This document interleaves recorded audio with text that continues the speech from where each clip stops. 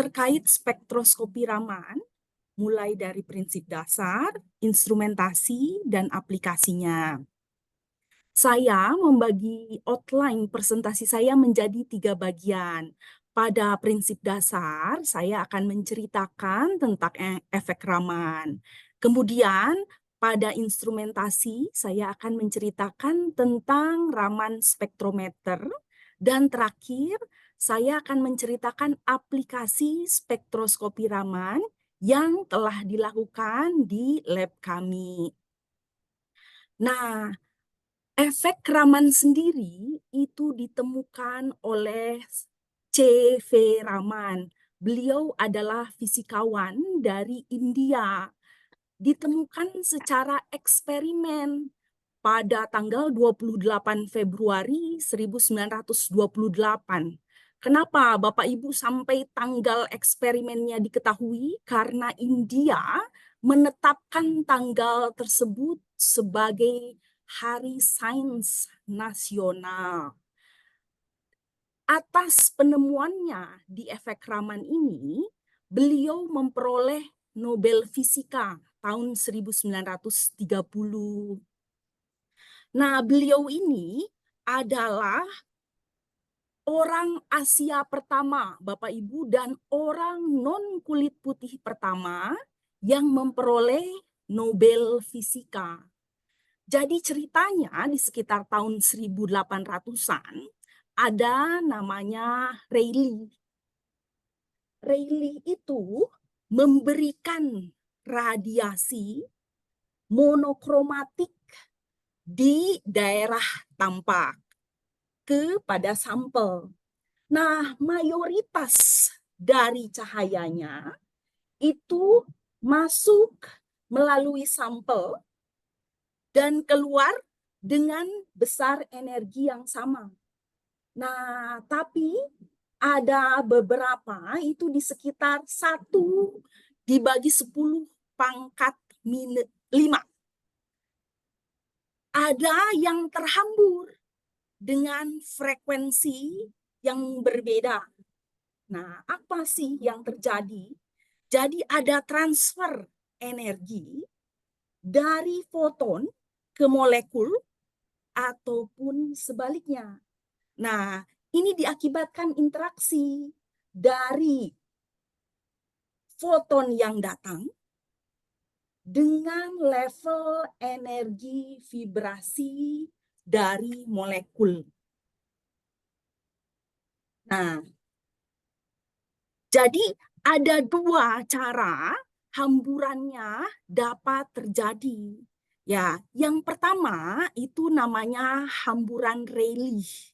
Di sini tidak terjadi perubahan energi. Jadi ketika foton datang, ya, mengeksitasi molekul ke keadaan yang kita sebut virtual energi. Keadaan ini tidak stabil, Bapak Ibu, sehingga foton harus dipancarkan kembali.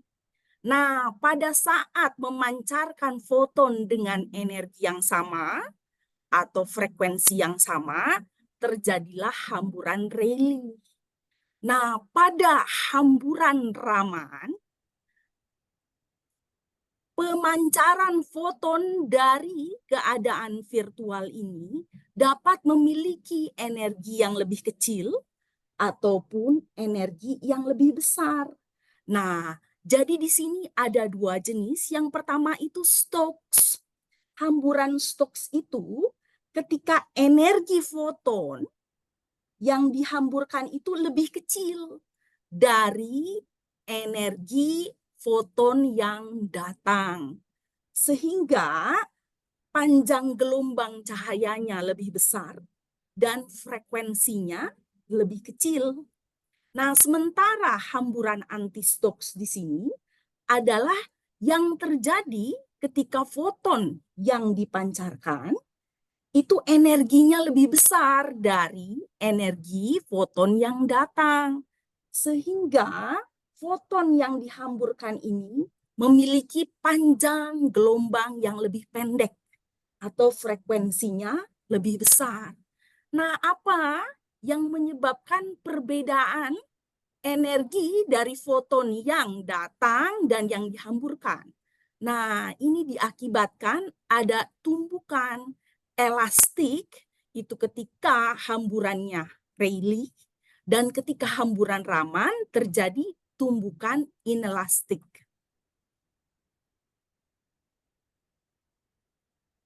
Nah, sebenarnya ketika foton yang datang itu diserap oleh molekul, nah penyerapannya itu frekuensi yang diserap bergantung kepada jenis molekul dan ikatan kimianya. Apabila kita mengetahui frekuensi yang diserap oleh molekul tersebut, kita dapat mengetahui molekul-molekul yang berada pada sampel kita. Nah, bagaimana caranya? Kita akan menghitung pergeseran frekuensi, yaitu perbedaan frekuensi foton yang datang, monokromatik tadi, sehingga kita sudah tahu, dan frekuensi yang diserap oleh molekul. Nah, pergeseran frekuensi ini kita sebutnya sebagai pergeseran Raman. Spektrum Raman sendiri itu merupakan plot dari pergeseran Raman pada sumbu X dan count rate ini pada sumbu Y. Count rate itu didefinisikan sebagai kuantitas event yang dideteksi oleh detektor per detik. Nah, ini terkait dengan intensitas cahaya yang diserap. Nah, jadi kurang lebih jika kita mengetahui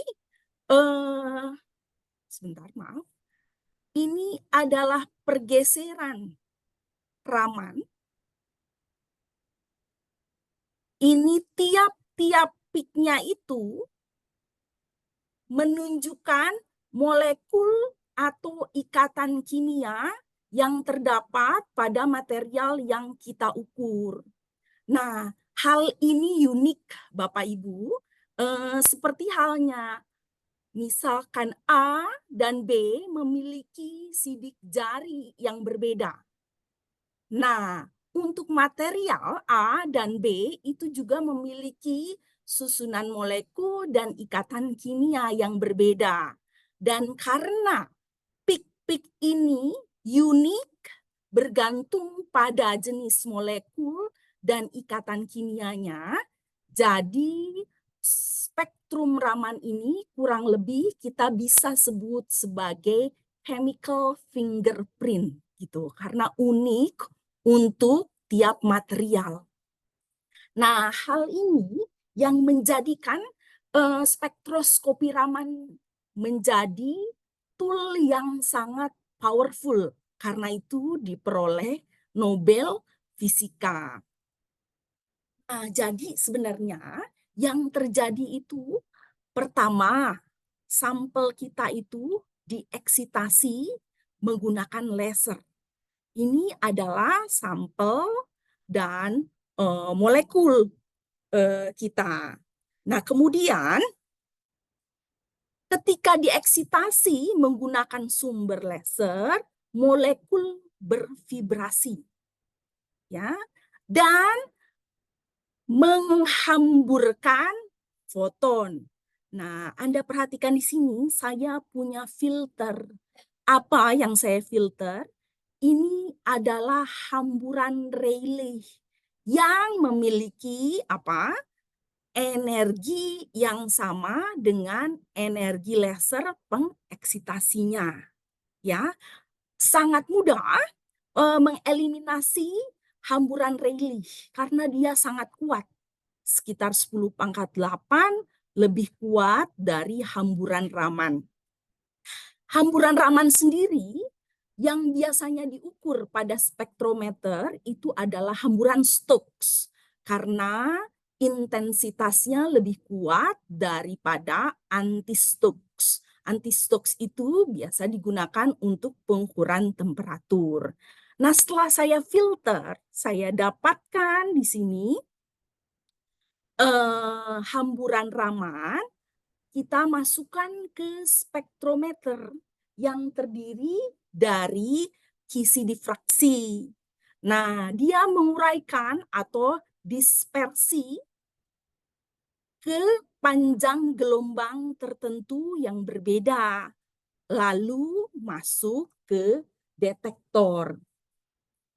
Nah, jadi sebenarnya untuk minimum sistem Raman itu hanya dibutuhkan laser, kemudian monokromator di sini untuk menguraikan ke panjang gelombang yang berbeda. Kemudian biasanya detektornya itu menggunakan photo multiplier tube. Nah, kemudian direkam. Itu adalah sistem spektroskopi Raman yang sederhana. Namun di modern sekarang, dunia modern sekarang, biasanya itu terdiri dari sumber radiasi monokromatik. Nanti saya lebih jelaskan panjang gelombang yang berbeda yang biasa digunakan. Nah, kemudian ini ada tempat penyimpanan sampel. Kenapa Bapak Ibu? Karena kita bisa mengukur berbagai jenis fasa, padat, cair, ataupun gas. Sehingga harus ada sejenis chamber untuk penyimpanan sampel. Setelah itu masuk ke spektrometer atau monokromator. Jadi dari ini sumber masuk ke sampel dan ke monokromator, masuk ke detektor. Detektor itu ada single channel, biasanya photo multiplier tube, dan multi channel. Biasanya di modern sekarang ini kita gunakan couple CCD ya. Nah, kemudian masuk ke sini. Ini adalah biasanya terintegrasi dengan komputer. Nah, saya mau jelaskan satu-satu ya Bapak Ibu. Nah, sumbernya sendiri itu biasanya laser ya, selalu monokromatik gitu. Nah, dia bisa berada di mana saja. Di range visible, infrared, near infrared, near ultraviolet range, di mana saja. Nah, tipe laser ini bergantung pada jenis sampel yang Bapak Ibu mau pakai dan teknik pengukuran yang akan Bapak Ibu gunakan ya. Jadi di sini monokromatik itu ke sampel baru ke filter. Nah, karena biasanya digunakan laser, ini untuk di daerah near infrared itu ada biasanya 785 atau 830. Ini jenisnya laser dioda ya. Penggunaannya misalnya untuk Fourier transform Raman atau normal Raman atau surface enhanced Raman spektroskopi. Nah, ini juga sampel yang digunakan itu berbeda, bisa untuk polimer, nah atau general purpose. Ini yang paling common Bapak Ibu di 785 sehingga dipakainya biasanya untuk general purpose. Juga ini bisa Bapak Ibu lihat di sini. Jadi kita bisa menghindari fluorescence kalau menggunakan di 785 ya biasanya. Kemudian kalau kita mau pakai di visible, itu ada beberapa misalnya 633, 442 nanometer, 488, 532 ya. Ini jenis lasernya berbeda dan ini teknik pengukuran Ramannya juga berbeda dan aplikasi yang digunakannya berbeda untuk forensik misalnya untuk semikonduktor dan lain-lain. Di daerah UV Ini juga ada berbagai jenis dari ion laser HECD di 325, 244, dan lain-lain. Ini penggunaannya untuk macam-macam juga, UV Raman, resonan Raman, dan time resolve Raman spektroskopi. Biasa digunakan untuk pengukuran protein, DNA, dan lain-lain. Nah, di sini saya juga tampilkan sensitivitas, harga, kemudian fluorescence, dan heat. Bapak Ibu, kenapa? Jadi, perbedaan jenis laser itu juga akan mengakibatkan perbedaan daya, ya. Untuk Bapak Ibu biasanya yang menggunakan sampel polimer, jika daya laser Bapak Ibu besar, itu sampel Bapak Ibu bisa terbakar. Karena itu di sini ada heat, ya. Jadi Bapak Ibu bisa pilih panjang gelombang sumber laser bergantung pada kebutuhan Bapak Ibu. Seperti itu, ya. Lanjut, kemudian ini ruangan sampel, biasanya seperti ini. Di sini ini ada kuvet. Ini yang biasa dipakai untuk menyimpan sampel dengan jenis liquid atau solution, Bapak Ibu. Ya.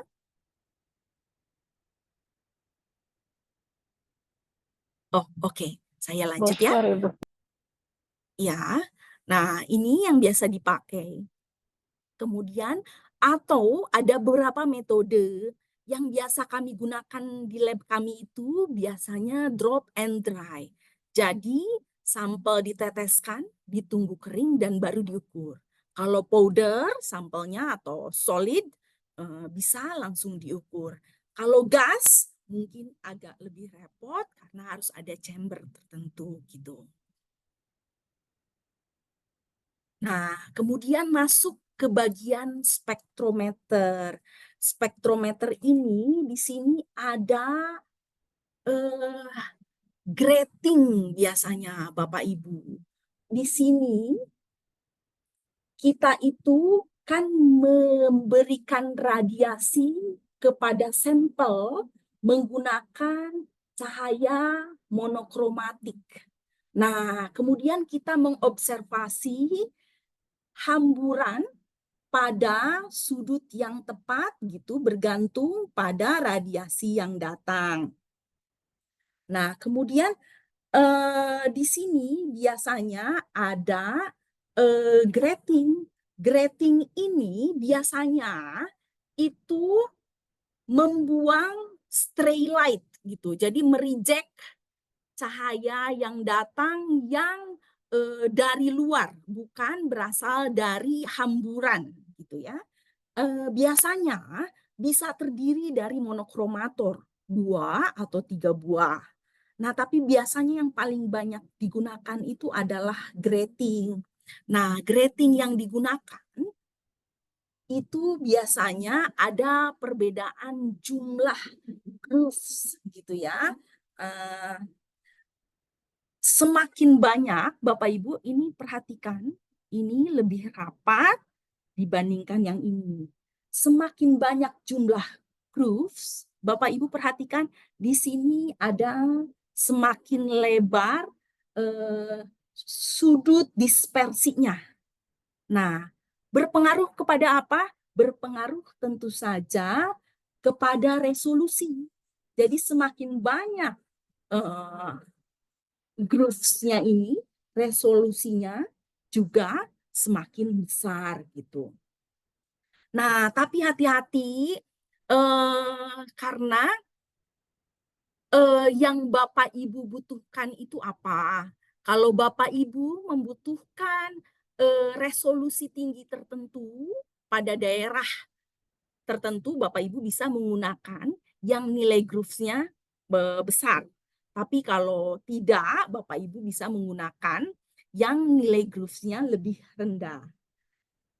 Nah, respon dari grating ini bergantung pada panjang gelombang gitu. Sehingga resolusi dispersinya semakin besar dengan makin besarnya panjang gelombang gitu ya. Nah, kemudian setelah diuraikan atau dispersi menjadi panjang gelombang yang berbeda, itu masuk ke detektor Bapak Ibu. Nah, di sini ada single channel dan ada multi channel detektor. Perbedaannya apa? Untuk single channel itu biasanya menggunakan foto multiplier tube. Sementara multi channel itu yang sekarang itu menggunakan dioda array atau CCD.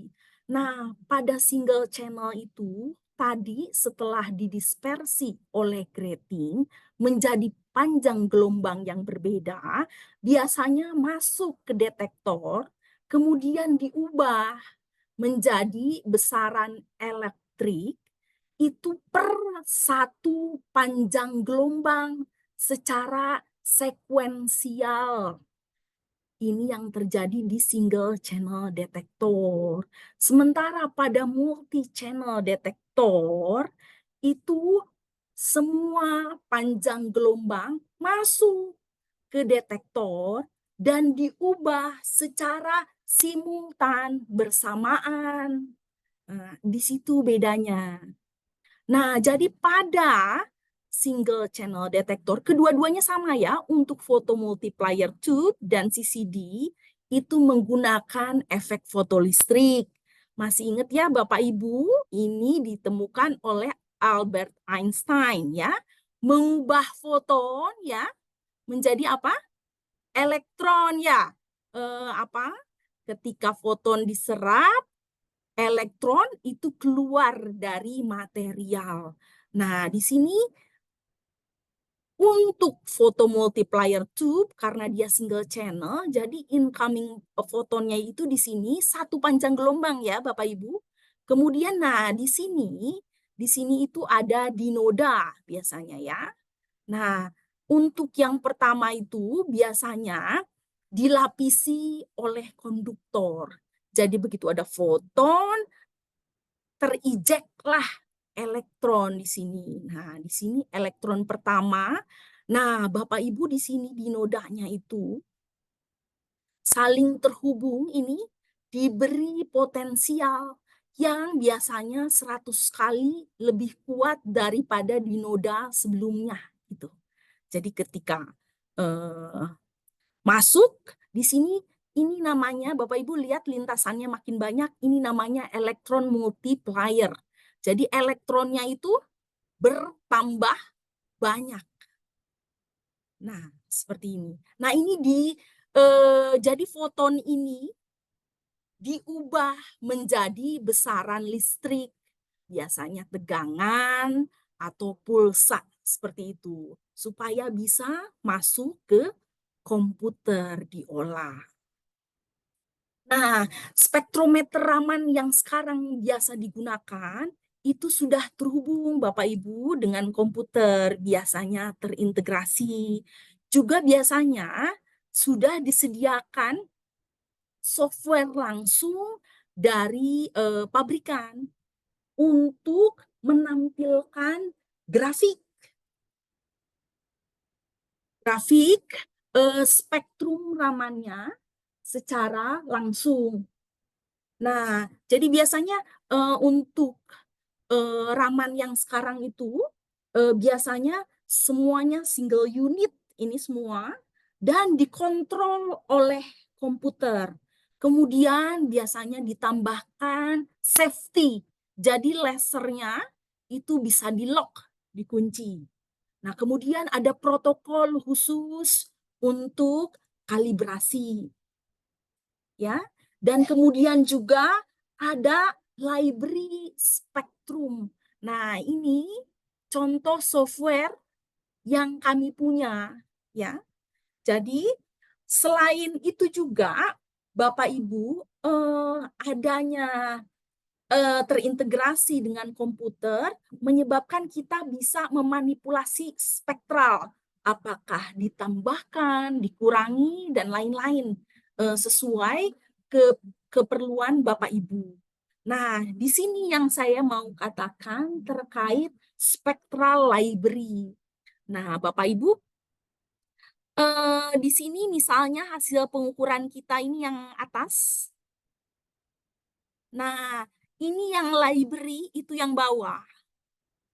Nah, berdasarkan kesamaan peak-peaknya itu, library-nya langsung memfitting dan biasanya menggunakan machine learning itu menentukan, oh, dia ada 52% ini skornya kemiripan dengan misalnya methylene blue. Dan dia langsung tampilkan chemical structure-nya di sini.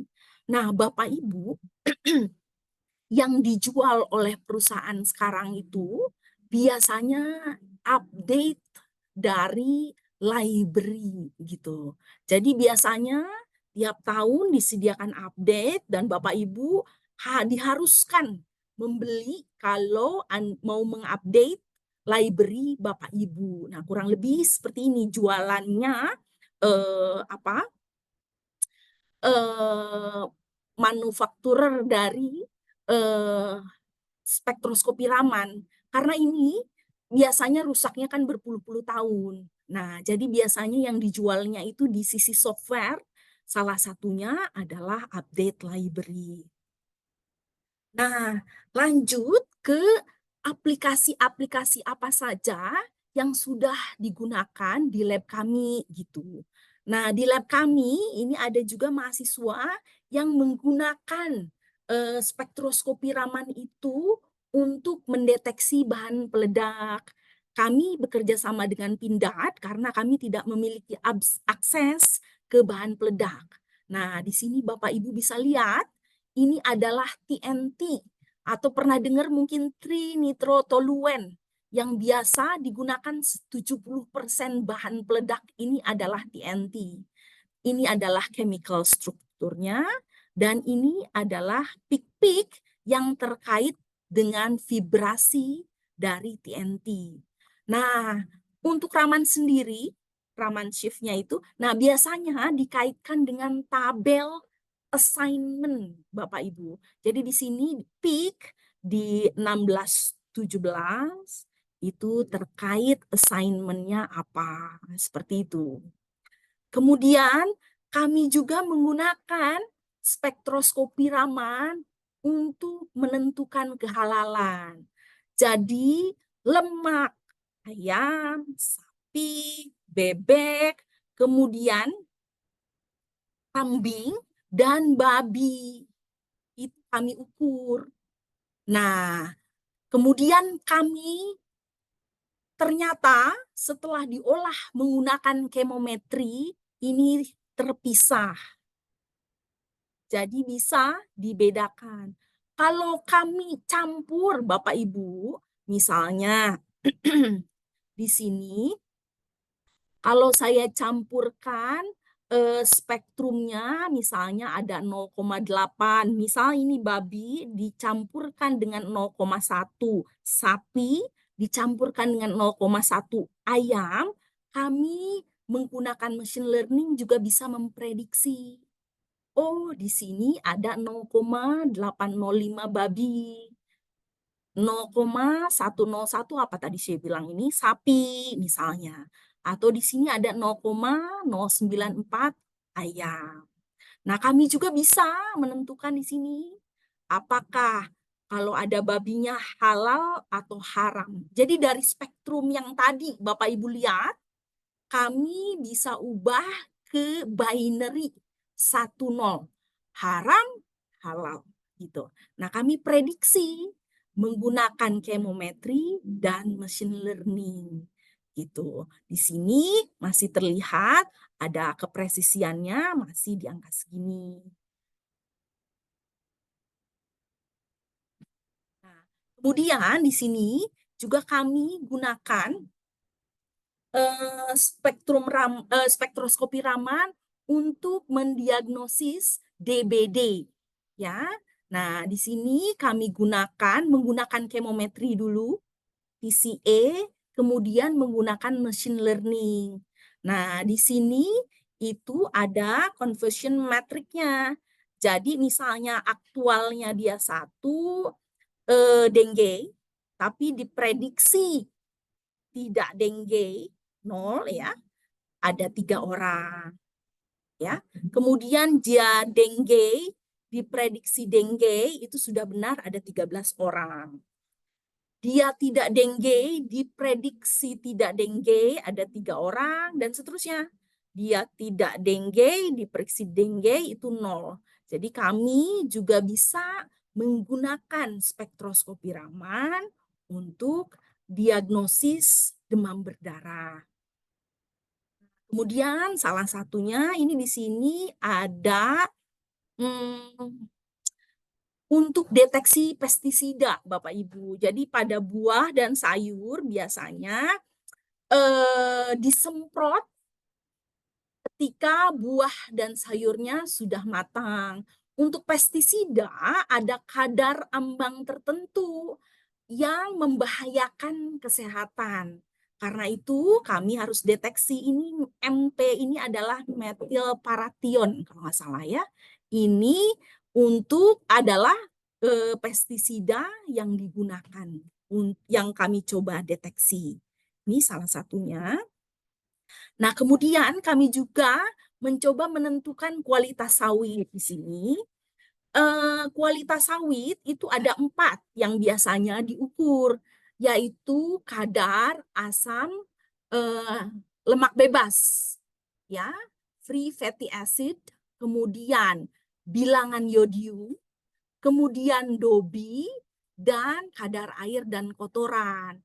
Nah, ini adalah pengujian kualitas sawit di bagian kadar asam lemak bebas. Jadi kalau kami hitung menggunakan perhitungan konvensional itu biasanya pakai titrasi Bapak Ibu. Nah, kemudian kami hitung menggunakan Raman. Nah, harusnya X sama dengan Y ya Bapak Ibu.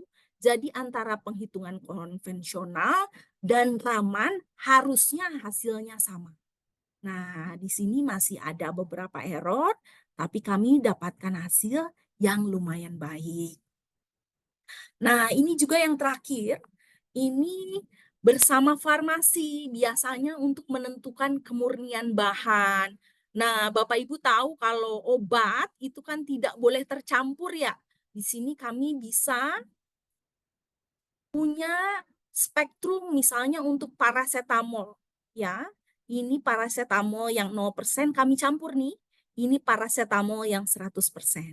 Kami mampu bedakan dan kami juga prediksi konsentrasi paracetamolnya dan konsentrasi X pencampurnya. Nah, di sini juga kami gunakan untuk kemurnian kafein atau kopi ya, Bapak Ibu. Nah, kurang lebih itu yang saya bisa cerita sedikit terkait spektroskopi Raman. Nah, Bapak Ibu, semua bahan yang saya paparkan itu didapatkan dari berbagai sumber dan saya hanya share di sini hanya untuk kepentingan pengembangan ilmu pengetahuan. Terima kasih, saya kembalikan ke moderator Ibu Melani. Baik, terima kasih Bu Nina atas presentasinya. Baik Bapak Ibu, kita masuk sesi selanjutnya, itu sesi diskusi. Bagi Bapak Ibu yang ingin bertanya, dipersilakan, bisa di kolom chat ataupun raise hand.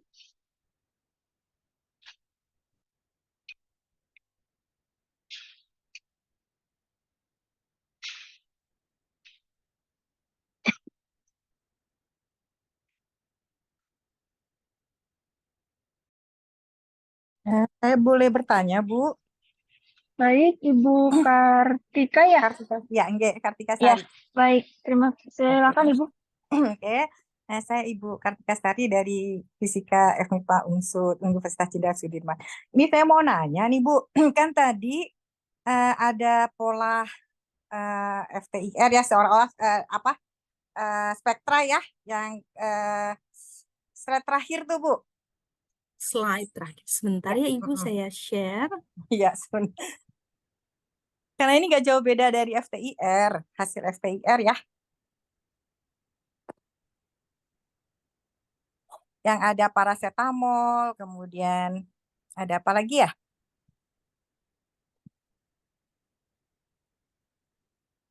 Slide. Yang ada paracetamol, Bu.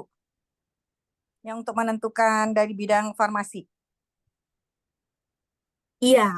Oke. Satu mau nanya nih, Bu. Kan kalau tolong dibesarin, Bu, ininya, Bu, di Oh, boleh. ya.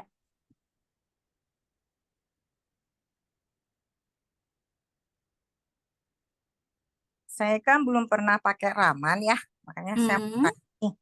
Nah, kalau seumpamanya ya Bu, kalau kita pakai FTIR itu kan kita kan harus tahu nih ya, gugus fungsi yang ada di sini menghasilkan apa gitu loh. Apakah sama tuh Bu? Jadi kita nentukan penentuan kemurnian bahan itu bagaimana kayak gitu loh Bu.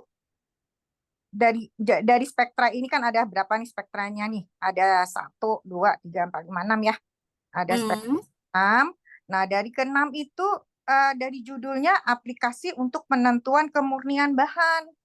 Nah, kita mau tahu nih bahan apa itu ada paracetamolnya atau tidak itu gimana, Bu?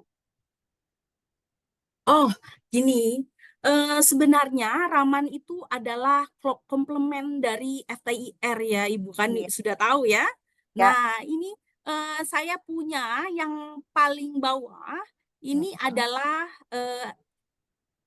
material X. Nah, material X ini kami campurkan ke paracetamol gitu. Nah, Iya. ya. Nah, di sini ini powder Bapak Ibu kami campurkan. Nah, kemudian Bapak Ibu bisa lihat di sini untuk paracetamol yang 100% ini kan ada peak.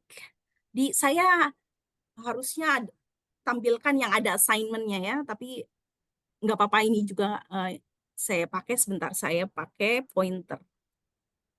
Nah, ini untuk yang paracetamol 100%. Nah, Bapak Ibu perhatikan, untuk kita membedakan jenis bahan ya, di sini yang mengandung paracetamol 1, 2, 3, 4, 5, ini ada peak di sini ya. Sebentar saya lihat itu di sekitar berapa ya? Nah, di sekitar 1.600. Ini harusnya terkait dengan assignment dari paracetamol itu. Sebentar, saya punya nggak ya ini di...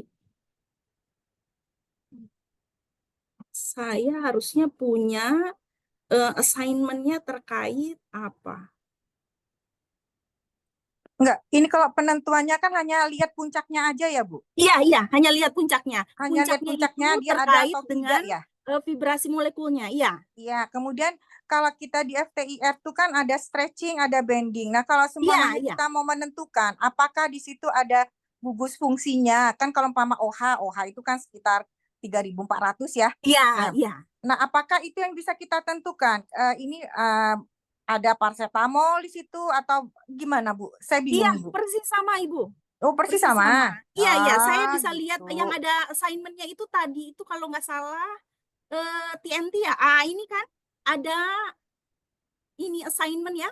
Misalnya CH bending itu di Iya. 1349. Iya, Saya maksud ada yang sama aja ya ya, Bu. sama Bu. Oh, gitu. Ya, ini Hanya nanti hanya di sumbu X-nya di sumbu Y-nya itu beda ya, Bu. Kalau kita FTIR kan transmitansi. Kalau ini kan intensitas. ya, ini intensitas ya. Jadi hanya perbedaannya tuh nanti peak-nya itu kita lihat dari intensitasnya. Ya. Dia punya siapa gitu ya, Bu? Ya, dan intensitasnya menyatakan konsentrasi, Bu. Oh, gitu. Iya, Ibu bisa lihat di sini. Ini Mm-mm. untuk paracetamol 10%, Iya. itu intensitasnya berbeda dengan 100%.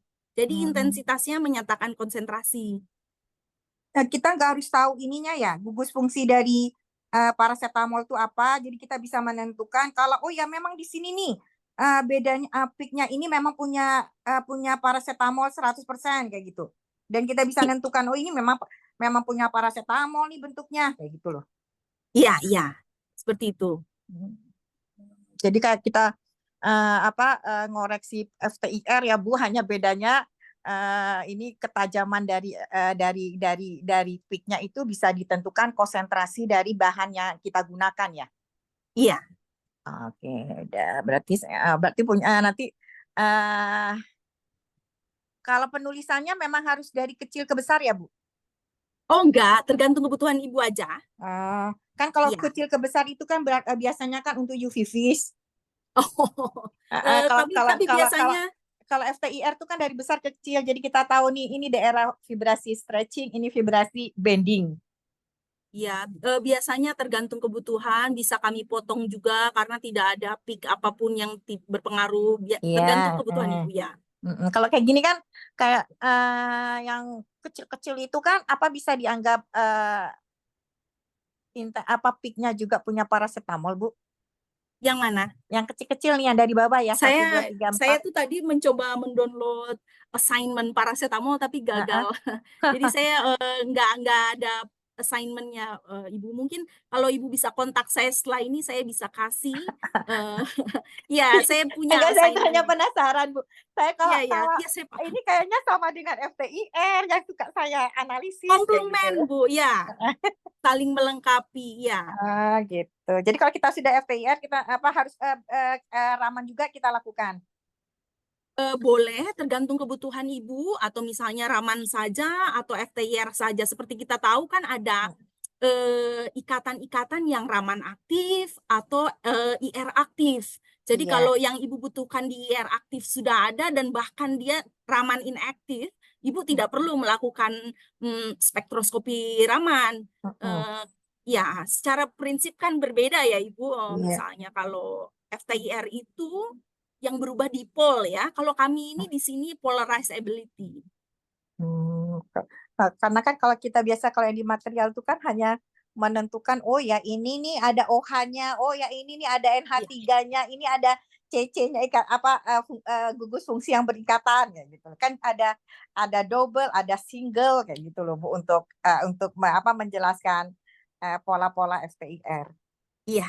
Ya, sama aja ya. Yang penting prinsipnya kita hanya menentukan untuk di bilangan gelombang berapa terjadi penyerapan, di gelombang berapa terjadi stretching ya Bu. Iya, cuman ya itu tadi Bu, saya bilang Ibu mau menentukan bahan apa, ikatannya apa, apakah dia Raman aktif ataukah IR aktif. Jadi Ibu bisa menentukan mau menggunakan spektroskopi apa. Oke, makasih ya Bu atas penjelasannya. Baik, terima kasih Bu Kartika dan Bu Mina atas diskusinya. Apakah ada pertanyaan yang lain Bapak Ibu dan peserta webinar kita hari ini? Kalau saya lihat di Zoom Bu Dina ternyata juga ada mahasiswa ITERA join di webinar kita hari ini. Jadi mungkin teman-teman mahasiswa juga ada yang ingin bertanya ke narasumber kita hari ini, dipersilakan. Bapak Ibu yang lain juga masih ada waktu untuk diskusi.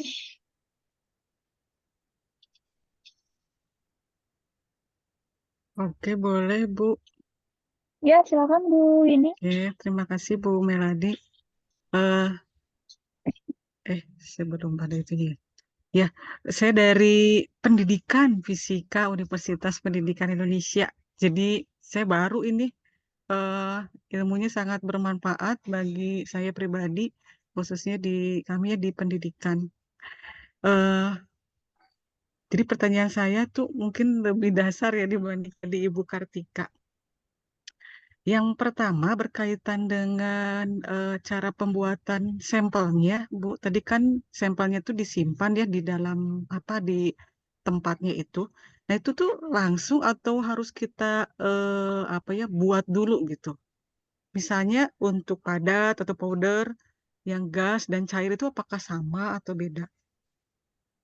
Sampel misalnya sampel yang akan kita ujinya. Itu yang pertama. Pertanyaan yang kedua berkaitan dengan membaca grafik Bu yang misalnya contohnya yang ini yang ditampilkan slide ini. Nah, kan ada banyak peak-peaknya itu. Nah, ini untuk menentukan ini tuh peak yang di sebelah kanan, yang di tengah, di sebelah kiri itu tuh apa gitu. Itu yang kedua. Boleh kan nambah lagi, Bu Melani, Iya, saya mau pertanyaannya? catat. Iya, Bu Nina, Silakan, karena Bu. Silakan. saya belum tahu, belum juga mengenal lah gitu. Nah, diatur waktunya, Bu. oh iya, yang ketiga, yang terakhir, Bu, tadi ada slide yang ada fluoresensi, mungkin yang di sebelumnya ya, di awal-awal, Bu. Nah, saya pernah baca nih berkaitan dengan raman ini. Jadi saya belum pernah melakukan, cuma baca-baca. Eh, ada yang hasil ramannya itu ternyata tidak ada peaknya. Nah, gitu, Bu. Mana ya, tadi ada fluoresensi. Jadi menggunakan bukan Bu, spektroskopi. Nah, yang ini nih. Nah, ini nih, Bu. Ada fluoresensi ini nih, ya, Bu ya. Nah, ternyata nggak ada gitu. Kemudian ketika digunakan spektrometer tapi pakai yang search itu jadi muncul gitu. Nah, itu tuh apakah ada kelemahan dari ramannya sehingga perlu lagi ditambah lagi hal yang lain sehingga menjadi nanti muncul peak-nya. Mungkin itu yang pertanyaannya ada 3.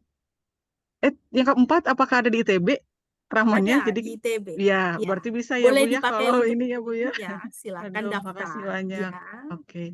Iya, coba ya Bu, saya belum sempat catat.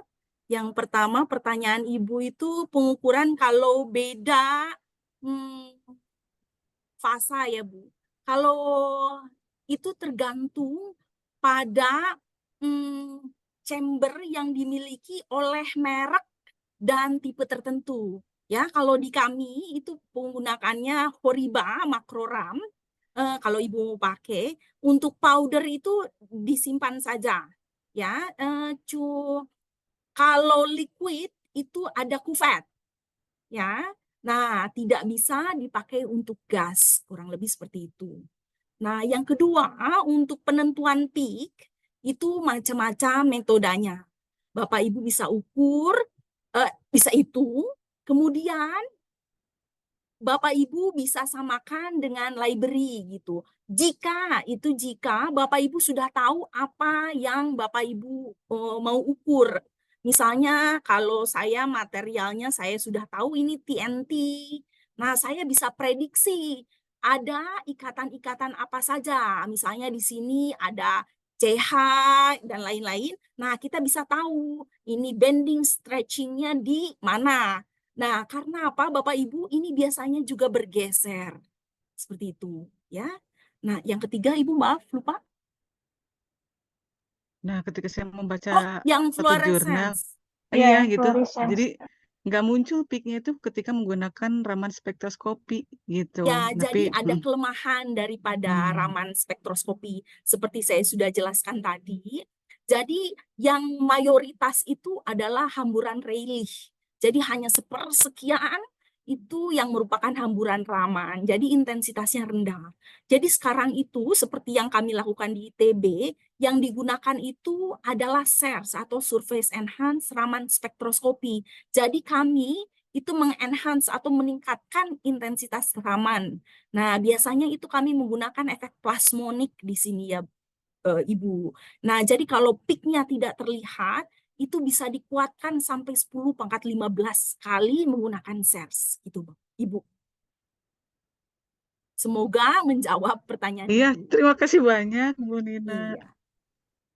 Baik, terima kasih banyak Bu Nina. Mungkin pertanyaan terakhir karena Pak Kuncoro sudah raise hand. Silakan Pak Kuncoro.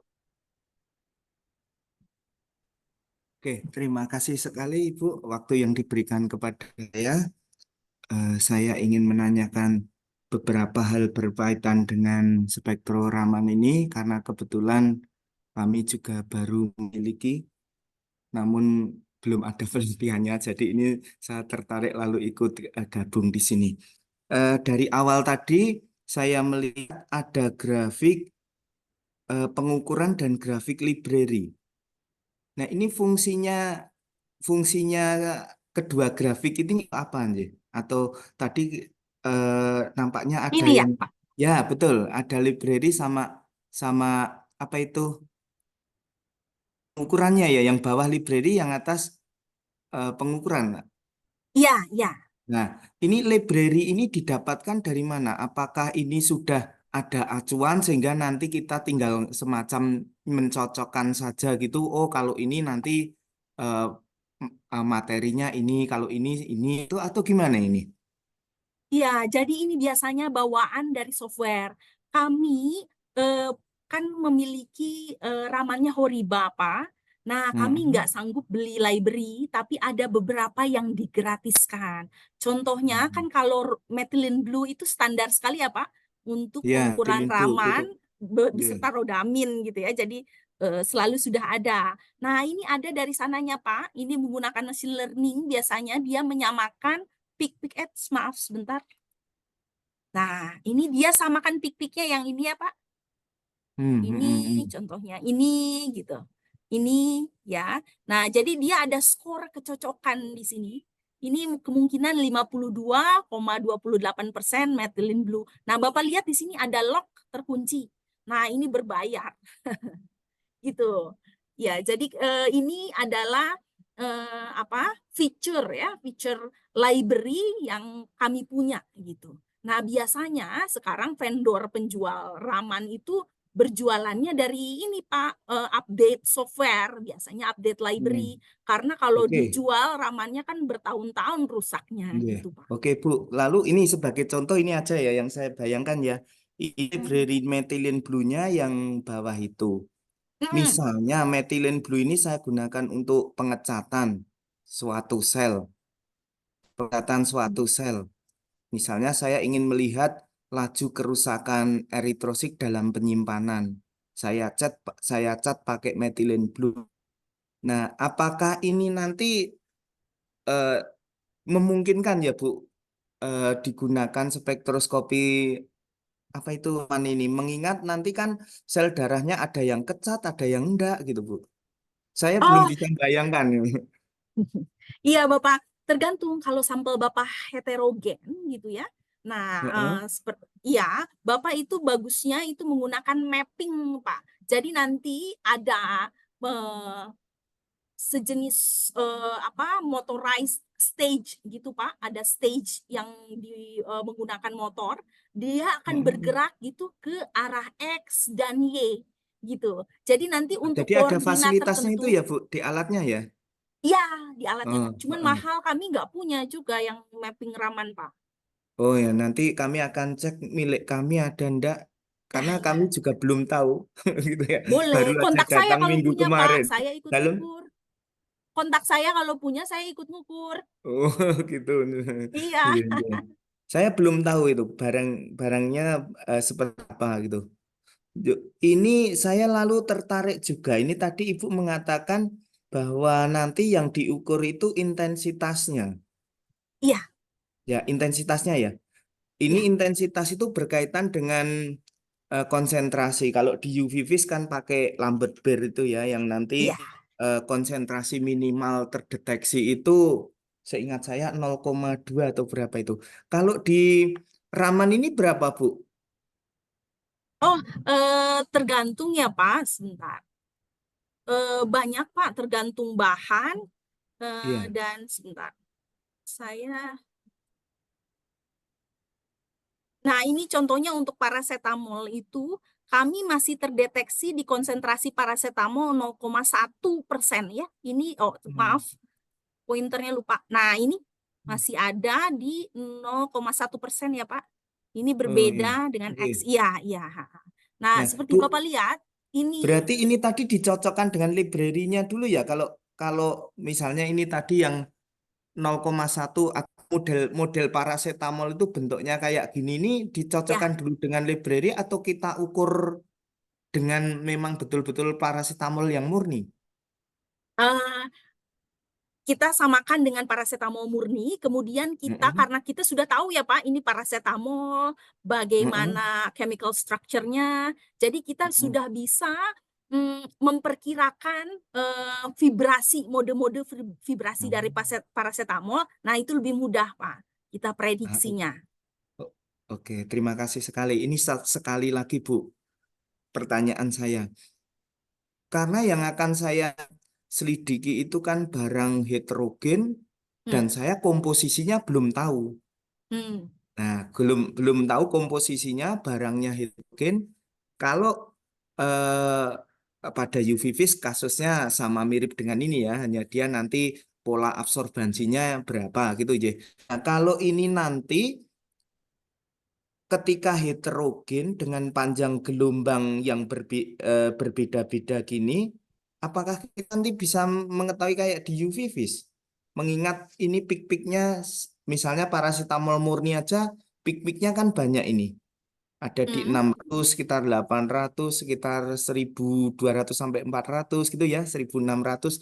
Nah, ketika pakai ini kan, oke, ini paracetamol murni sekian persen konsentrasinya, kalau yang ini sekian persen, sekian persen. Nah, kalau nanti itu barangnya heterogen, saya bisa istilahnya mengenali atau mengidentifikasi, oh kalau ini berarti ada barang ini, kalau ini ada eh, apa itu barang ini gitu gimana? Kalau di UV vis kan berdasarkan serapannya itu ya, oh kalau serapan sekian berarti eh, barangnya ini kayak yang disampaikan Bu Kartika tadi, ya, kebalikan antara FTIR-nya. Kalau ini gimana aja Bu? Nje?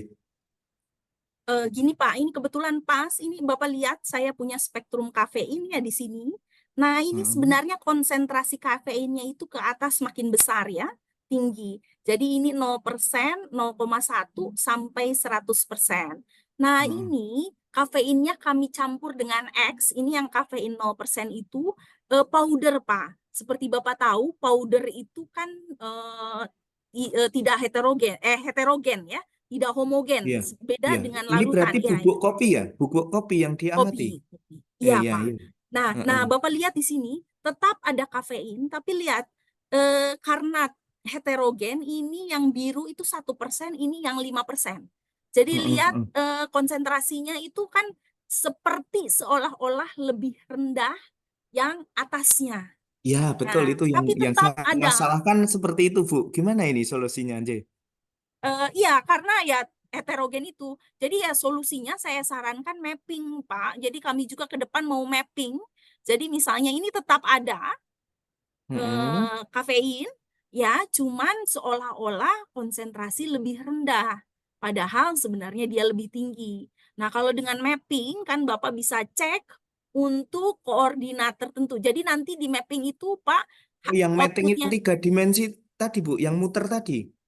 bukan Pak, kalau mapping itu nanti ada koordinat X, Y, dan Heeh. spektrum Raman. Jadi ada spektrum Raman di koordinat X1, Y1, Heeh. kemudian ada spektrum Raman di koordinat X2, Y2 Y2. gitu. Nah. Iya, iya. Dicek Hmm. aja Bapak apakah memiliki feature mapping. Kalau enggak, kami rencananya beli akhir tahun. Oh, gitu. Ya, ya, Iya. ya. Ya, ya. Ini muter tadi ya, Bu, ya. Hmm. Iya, Yang yang yang ada betul. motorized stage gitu. Ya, Iya, ya. Pak. Besok kalau sudah ada pelatihan, saya memang pesan untuk ikut pelatihannya itu, Bu. Saya Oh iya, di tempat kami. iya.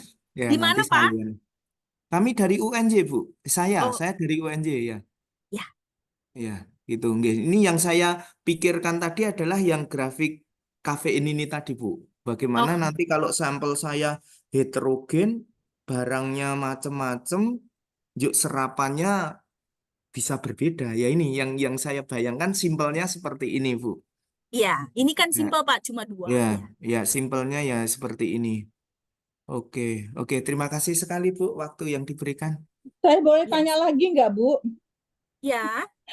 Boleh nggak, Bu, moderator? Saya tuh penasaran, Bu. Jadi penasaran Iya, banget. mungkin ya. Mungkin mungkin bisa 5 menit Pak maksimal ya Bu ya. Iya, 5 Mohon menit. Oke, izin. sebenarnya sampai jam 4 ya. Oke, penasaran saya. Iya. Kan kalau nanti kita mengatakan di menulis hasil raman itu di paper, bagaimana, Bu? Di paper. Oh, ini dari data paper, Bu. Mana ya? Kita menulis Ini ke dari paper data ya. paper. Iya. Jadi kita nulis ke papernya seperti ini. Ya. Oh, hanya bedanya kalau di FTIR itu kita tidak pakai, oh ini ada VCCH3, itu kita enggak ya, hanya oh ini di sekitar ini ada CC ada CH2 kayak gitu ya. Oh ini harus pakai ada gambar vibrasi ya, Bu. Yang ada V itu ya memang harus seperti itu ya Bu penulisannya Bu. Iya, biasanya seperti ini, Bu.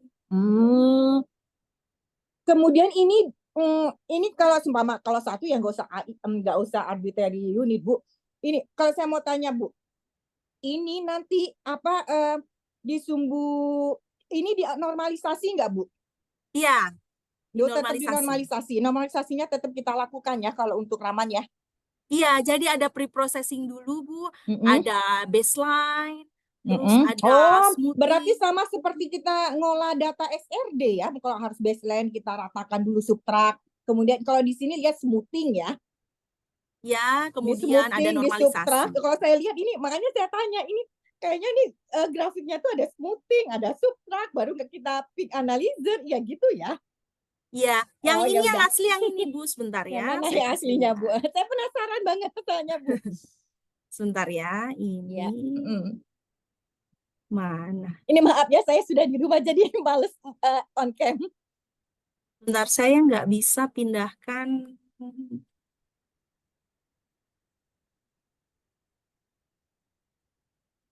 Oh, ini Bu. Nah, ini yang aslinya. Itu yang Ya. atas. Oleh berarti kalau hasil dari Raman spektrometer itu harus di smoothing, kemudian harus di subtract, baru kemudian dia peak analyzernya kita cari ini peaknya punya siapa ya Bu? Oke. Ini yang ini yang utuh raw, masih raw. Oke. Udah saya udah ngerti. Jadi ternyata kalau Raman itu beda pengolahan datanya dengan FTIR Bu. Ininya. Kalau FTIR kita tidak perlu di smoothing, tidak perlu di subtract. Kalau yang kayak gini kan kita melakukan pengolahan XRD. Kita harus smoothing biar dia dapatnya bagus gitu loh, supaya baseline-nya rata. Nah, jadi kalau Raman harus seperti itu ya Bu. Karena saya belum pernah pakai Raman, makanya saya belajar dulu deh di sini. Saya nggak familiar dengan pengolahan data XRD, jadi saya nggak bersedia berkomentar. Kalau kayak gini nih pengolahan data XRD, karena saya akan pakai yang seperti itu ya ininya. Oke, makasih ya Bu ya sudah menjelaskan. Saya benar-benar nggak tahu nih Bu salahnya. Ya, makasih ya Mbak. Iya Ibu, baik, terima kasih banyak Bu Kartika dan Bapak Ibu sekalian. Sepertinya sangat antusias ini Bu Nina dengan materi Ibu. Mungkin nanti kalau misalnya Bapak Ibu yang di forum ini ingin menanyakan lebih lanjut, mungkin nanti Ibu menyediakan waktu di luar webinar ini ya Bu Nina ya. Izin. Oke, baik Bapak Ibu, karena keterbatasan waktu, sesi diskusi kita selesaikan. Kita masuk sesi berikutnya, ya sekali lagi terima kasih Bu Nina dan Bapak Ibu sekalian atas antusiasnya. Kita masuk ke sesi penyerahan sertifikat narasumber oleh PSI. Mungkin izin Prof. Wahyu, apakah masih join?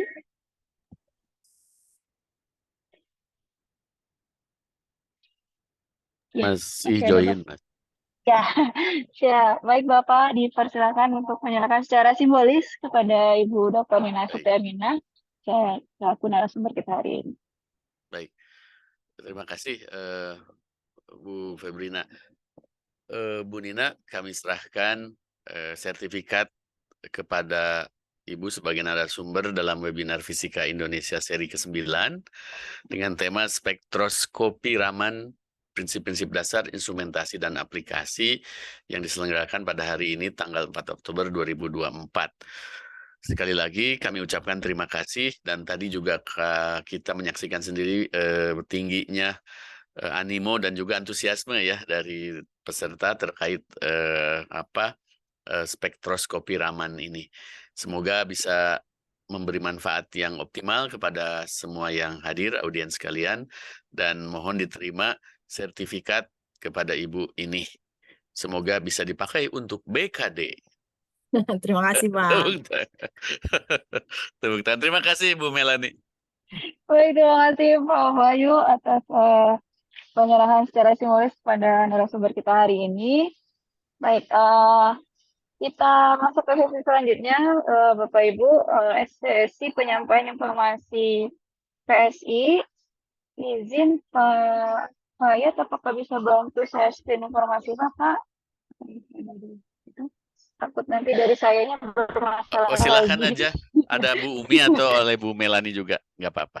Iya, Silakan. baik. Saya share di sini aja. Saya share di device saya satu lagi ya Bapak Ibu. Takut bermasalah sekali lagi. Oke, baik. Izin Bapak Ibu, izin menyampaikan informasi terkait PSI. Di sini PSI atau Physical Society of Indonesia menyelenggarakan webinar Fisika Indonesia untuk umum setiap bulan. Nah, informasinya bisa dicek atau diakses di website atau di laman www.fisika.or.id. Untuk informasi yang kedua, untuk dosen, praktisi guru atau mahasiswa maupun penggiat bidang fisika dapat melakukan pendaftaran sebagai anggota PSI dengan membayar iuran tahunan sebesar 200.000. Informasi ketiga, informasi terkait keanggotaan dapat diakses di laman www.fisika.or.id. Informasi terakhir, dapatkan keuntungan menjadi anggota PSI antara lain mendapatkan diskon biaya registrasi pada seminar yang bekerjasama dengan PSI, harga khusus untuk PSC, dan ada jurnal PSI dan lain-lain. Jadi itu Bapak Ibu informasi singkat terkait PSI. Selanjutnya kita masuk ke sesi foto bersama. Mungkin Bapak Ibu yang memungkinkan bisa dibuka kameranya Bapak Ibu. Oke, minta tolong Pak Fayat untuk difoto ya Pak. Izin, mungkin saya aba-aba dari saya ya. Dari saya apa dari Pak Fayat Pak? Boleh dari saya aja, Bu. Baik, silakan Bapak. Ada 3 halaman ya Bapak Ibu. Dari mulai halaman pertama dulu.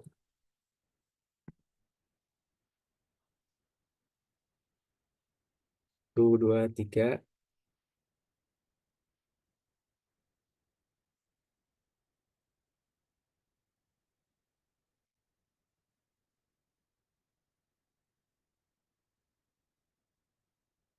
Halaman kedua. 1, 2, 3.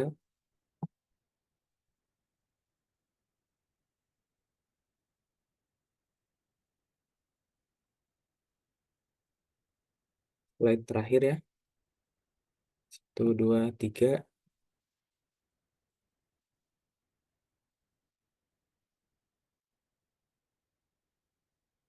Baik, terima kasih Bapak Ibu. Cukup Bu Melani.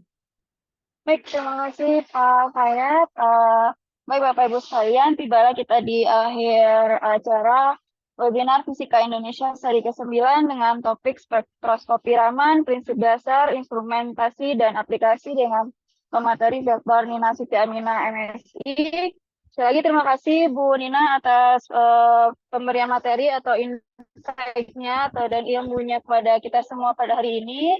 Mudah-mudahan acara ini tidak akhir dari segalanya, jadi mungkin seperti Prof. Wahyu tadi bisa memantau kerjasama atau kegiatan lainnya. Saya sebagai moderator mohon maaf kalau ada kesalahan selama memoderatori acara hari ini. Assalamualaikum warahmatullahi wabarakatuh. Selamat sore Bapak Ibu. Waalaikumsalam warahmatullahi Terima wabarakatuh. kasih semuanya. Sehat-sehat. Terima kasih Bapak Ibu. Terima kasih Nina. ya ilmunya. Izin. Pak Kunchoro. Dalam Bu Kartika, tangguh ke Jogja Bu. Iya, Ayo undangin belajar ya. ramannya di Jogja. Iya, latihan di sana ya. Pak Kunchoro jangan Boleh. lupa undang saya ya. Biar saya tahu nih. Ada workshop Raman, Pak ya. Iya, bersama Raman. Kami Baik. baru datang minggu Mohon- kemarin Pak Niko. Oh, alhamdulillah masih Iya. ini Pak masih kinclong, Pak ya. Nampaknya belum dibuka dosnya itu. Ayo